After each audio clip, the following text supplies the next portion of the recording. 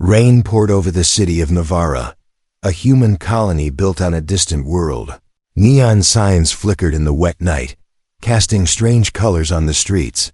Shadows moved between tall metal buildings, where traders, workers, and strangers rushed home to escape the cold wind. Captain Alex Rayner walked alone, his coat pulled tight against the rain. He had just returned from a long cargo run across the outer rim. All he wanted was a hot drink and a quiet night, but fate had other plans as he passed a narrow alley. A sound stopped him. It was faint at first, almost lost in the rain. A soft, trembling cry, not the cry of a human, but something different. Something wounded. Alex frowned and stepped closer. The sound grew clearer, a mix of fear and pain. It pulled at him, like a voice calling for help. He entered the alley, boots splashing in puddles. Dim light revealed two figures at the far end. One was a tall, rough-looking alien with gray skin and heavy muscles. The other was much smaller. Sitting on the ground, thin arms wrapped around her knees. Chains glinted around her wrists and ankles. Alex stopped in the shadows, listening. The tall alien spoke. In a harsh tone, "She's yours if you pay the right price." Another man, a short trader with oily hair, replied, "You said she's young? Good. Buyers pay more for young ones." Alex's jaw tightened. The small figure raised her head. Through the rain, he saw her face, smooth, pale skin, large silver eyes shining with tears. A young alien girl, no older than 15 by human measure. The trader stepped closer to inspect her, but she flinched back. The tall alien grunted, "Don't worry. She's my daughter. She's useless to me. Won't work, won't obey." Alex's heart clenched. Sell his own child? The girl's eyes met his from across the alley. It was a silent plea. "Help me." The trader handed the father a small bag of credits. The deal was almost done. Alex stepped out of the shadows, his voice calm but firm. "Let her go." Both men turned, surprised. The father barked a laugh. "A human? You have no business here." Alex walked closer, rain dripping from his coat. "I'm making it my business." The trader sneered. "Walk away, stranger, unless you want trouble." Alex's hand rested near the blaster under his coat. He didn't draw it yet, but his voice carried weight. "You're selling a child. That's not trade. That's slavery." The father shrugged. "She's mine. My blood. I can do as I please." Alex's eyes stayed locked on the girl. "Not tonight." The father's grin faded. "Then pay, human," he said coldly. "If you want her, you buy her. 10,000 credits. Alex knew it was too much, but time was running out. He reached into his pocket, pulled out a credit chip, and tossed it at the father's feet.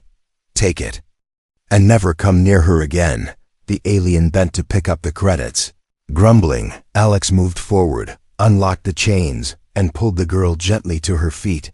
She stumbled but stayed close to him, as if afraid he might vanish. As they stepped away, the father called out through the rain, "You'll regret this, human. She's cursed." Alex didn't look back. He didn't believe in curses, but the way the man said it sent a strange chill through him. They reached the main street. Neon lights reflected in the puddles, and the city noise grew louder. Alex glanced down at her. "What's your name?" For a moment, she said nothing. Then in a soft, trembling voice, "Lyra." She looked over her shoulder, eyes scanning the shadows. Alex noticed her hands trembling. "You're safe now," he told her, but deep down, he wasn't sure it was true. They walked toward the docking bay where his small ship waited. But in the dark, far behind them, two shapes stepped out of the alley. The trader and the father watched them go. The father's voice was low and dangerous. "He thinks he can take her, but she will come back to me." As Alex and Lyra boarded his ship, the rain finally began to ease. Inside the cockpit, Alex set a course for the outer districts. Lyra sat in the co-pilot seat, silent, her eyes on the stars. Alex glanced at her, wondering what kind of life she had escaped from, and what kind of danger was now chasing them. He didn't know yet, but he could feel it.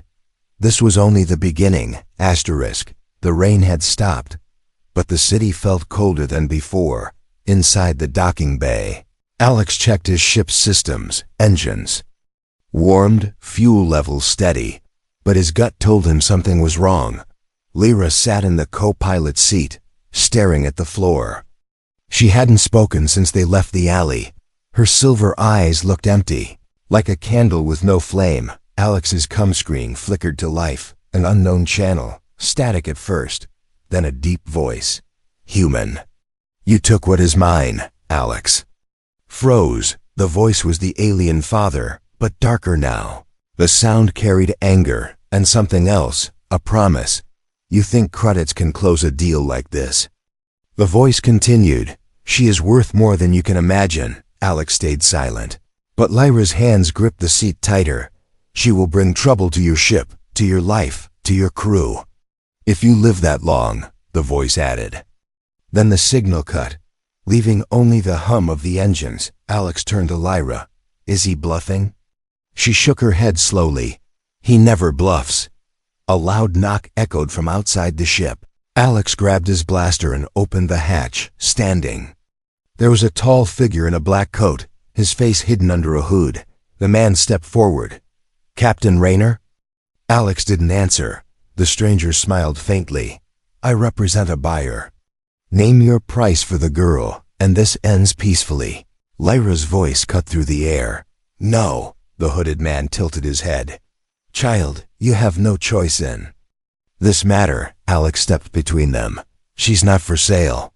The man's smile faded. You misunderstand, Captain. This is not a request. This is a deal. Alex's finger tightened on the trigger. Then my answer is still no, he said. The hooded man studied him for a moment, then stepped back into the shadows.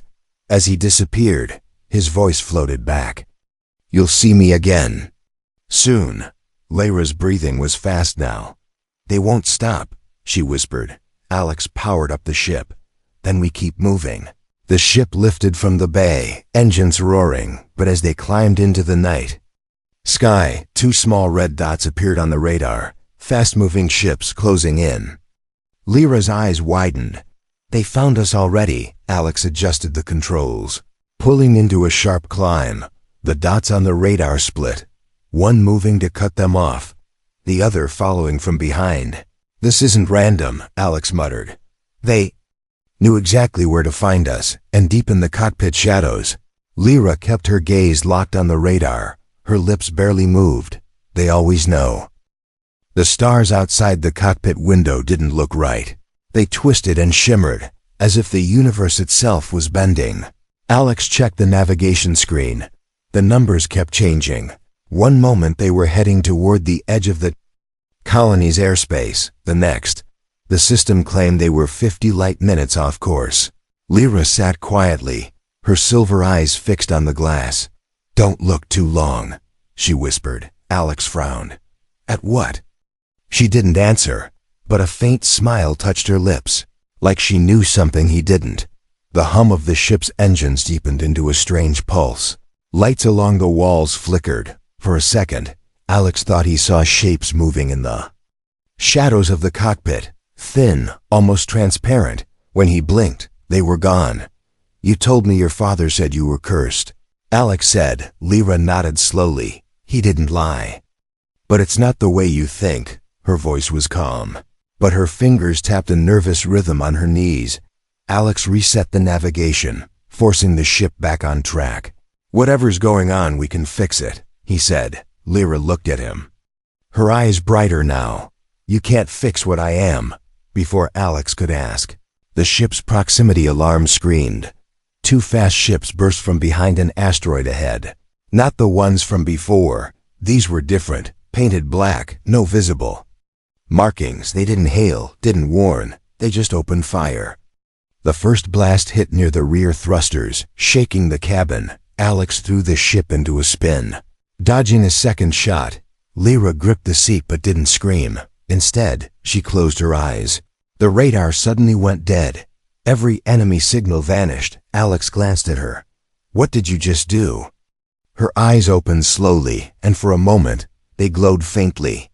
Nothing, she said softly. But Alex had the uneasy feeling that Nothing might be the most dangerous thing of all. Asterisk, the darkness outside the ship was too quiet. No stars moved, no ships passed. It was the kind of silence that made Alex's skin crawl. Then, a soft metallic ping, once then again, not from inside the cockpit, but from outside the hull. Alex froze, in space. Nothing should make that sound unless something was very, very close. He checked the radar. Still dead. No ships, no signals, nothing. Lyra stood, moving toward the viewport. Her breath fogged the glass. "They found us," she said. Alex glanced at her. "The radar's empty." "They don't need radar," she replied quietly. A shadow drifted into view, sliding across the stars. Then another, and another, not chasing, surrounding. A voice crackled through the cum. Low and cold. "Captain Rayner. Return the girl, and you may yet see your home again." Alex's hands tightened on the controls. Lyra's voice shook. "Those aren't my father's men." "They're worse." The shadows broke apart, revealing 3 small hunter ships with sharp, blade-like wings. They moved in perfect silence, no engine trails. Alex hit the thrusters. The hunters moved faster, matching every turn. Then, without warning, one ship flashed its lights in a strange pattern. Lyra's face went pale. "They're speaking in my people's war code," she whispered. Alex kept his eyes on the controls. "What are they saying?" Her answer was almost too quiet to hear. "They're saying, prepare the target for capture." The ship drifted in the dark, engines off, lights dim. Alex had cut every system to hide from the hunters. Inside, the silence felt heavy. Only the soft beeping of life support and the faint hiss of air filled the space. Alex sat on the floor. With a small medkit, Lyra leaned against the wall, her left arm wrapped in a torn cloth. When Alex removed the cloth, he expected blood. Instead, he saw the wound knitting itself together, not slowly, right before his eyes, skin pulling closed, muscle sealing like water rejoining after a stone is thrown. Alex didn't speak. He just stared. Lyra looked away. "Now you see why they want me." Alex glanced at her. "How?" She hesitated, then said, "My people. Some of us are born with the ability to heal, not just ourselves. Others too." Her voice was low, almost ashamed. "My blood can fix almost anything. Injury, disease, even death. If given soon enough." Alex sat back, letting the words sink in. "That's why your father—" "Yes," she cut in. "He sold me. To him I was not a daughter. I was a resource." The lights above flickered, not from power failure. It felt deliberate. Lyra's eyes darkened. "They're still looking." "They can feel me," Alex frowned. "Feel you?" Lyra nodded. "My blood has a signature. To certain hunters, it's like a scent. No matter where I hide, they will follow." Outside, far beyond the dark glass, a faint red light appeared. One. Then another. The hunters were back. For the first time in days, the ship was quiet. No alarms. No shadows outside the glass. Just the soft hum of engines as Alex guided it toward a small station on the edge of nowhere. The station wasn't on any official map. It was the kind of place smugglers used when they wanted to disappear. Alex had been here before, years ago. He knew someone here who owed him a favor. When they landed, a familiar figure was waiting. Jocks, tall, broad-shouldered, with a grin that could melt steel. "Alex, you old space rat." Jocks laughed, pulling him into a rough hug. "You've got some nerve showing up here after all." This time, Alex smiled for the first time in days. "This is Lyra," he said, motioning toward her. Jocks gave her a friendly nod. "Don't worry, kid. You're safe here." They walked through dim metal corridors, the smell of fried food and engine grease in the air. Jocks led them to a small room with a table and steaming mugs. Alex let Lyra sit, trying to let her relax. For a moment, it felt almost normal. Then, a metallic click. The door slid shut and locked. Jocks's grin was gone. "Sorry, Alex," he said quietly. "You brought something too valuable to let go." Before Alex could move, 4 armed men stepped in from a side door. Blasters raised, faces hidden. Lyra's eyes widened. "You sold us out," Alex said, his voice low. Jack shrugged. "I didn't sell you. I sold her." "Big difference." The leader of the armed men stepped forward. His voice was smooth, almost polite.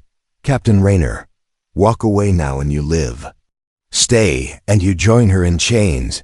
Alex's hand inched toward his weapon. He met Lyra's gaze. And in her eyes he saw no fear, only something sharp and bright, something dangerous. Asterisk. The room exploded with light and sound. Alex's blaster fired first, the shot slamming into the nearest guard. Lyra moved faster than he'd ever seen, chains snapping as if they were made of paper. Jock shouted for his men to stop her, but she was already on the second guard, twisting his weapon away and knocking him to the floor. Alex dove behind the table, returning fire. The smell of burning metal filled the air. A blast from behind scorched the wall inches from his head. Alex spun, firing back. The guard crumpled, and in that moment, Lyra grabbed his arm. "Move!" she shouted. They ran through the side door, alarms blaring through the station. Jax's voice echoed over the comm system. "You can't run, Alex. There's nowhere to hide." They reached the docking bay. 2 more guards were waiting, but Lyra didn't slow. She leapt forward, her movements almost a blur, knocking both men out before they could fire. The ship's hatch opened as they approached. Alex jumped into the pilot's seat, engines roaring to life. Lyra sealed the door. And seconds later, they were airborne. Blaster fire from the station followed them. But Alex cut hard to the left, vanishing into the black. For hours they drifted through unmarked space. Finally, a soft blue glow appeared ahead, a hidden planet. Covered in mist and forests, Alex landed in a small valley where a cluster of lights shone warmly. As they stepped out, humans and aliens alike came to greet them. Smiles, open hands, no weapons. Lyra's voice was soft, almost unsure. "Is this home?" Alex put a hand on her shoulder. "It is now." But high above, in the cold darkness of space, a single ship watched from the shadows. Inside, a tall figure stood at the viewport. Her father's voice was calm, but dangerous. "She will return to me, one way or another."